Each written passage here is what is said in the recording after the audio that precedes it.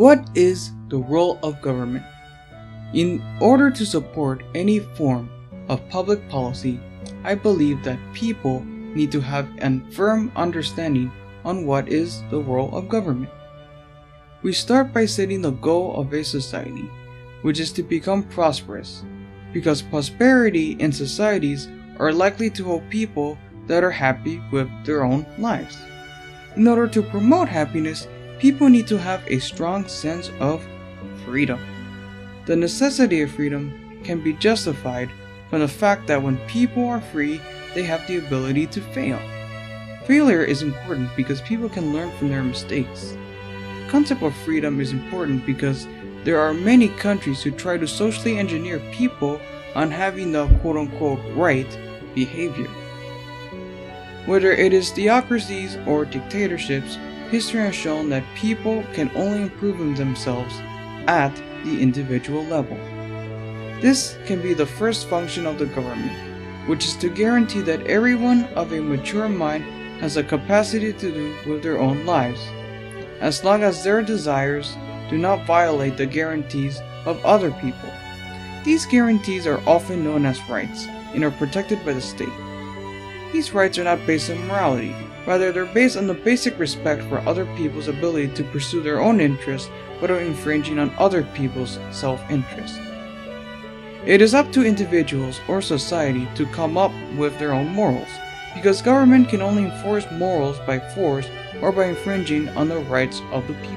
Rights can be the freedom to express one's own thoughts without any sort of threat to their livelihood, or to practice any faith in their own private life.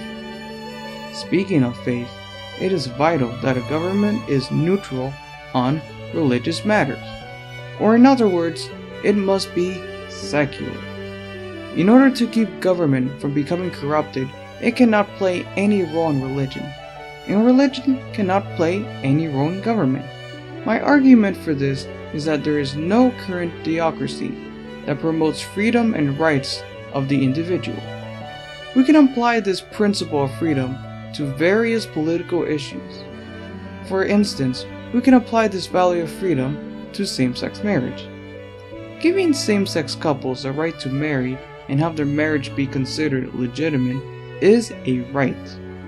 It is in their own interest on what they do with their own lives, and their marriage does not stomp away any other people's rights. Some may say that same-sex marriage should not be granted as a right because homosexuality is immoral, or because it goes against the teachings of a certain religious doctrine. The question on whether or not homosexuality is moral, or if it goes against or for a certain religion, is completely irrelevant to the topic.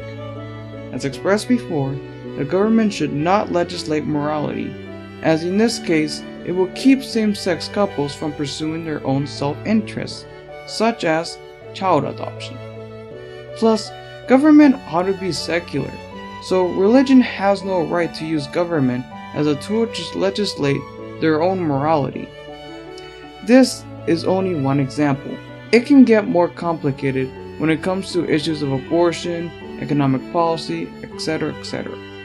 By understanding what the functions of government should be, we can have discussions on what infringes on people's rights without bringing the question of morality or any other subjective or flawed reason.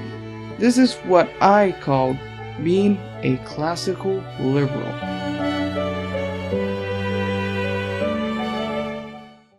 If you enjoyed this video, consider subscribing to my channel. If you disagree with anything I said in the video, hey, that's fine. Let me know in the comment section below why.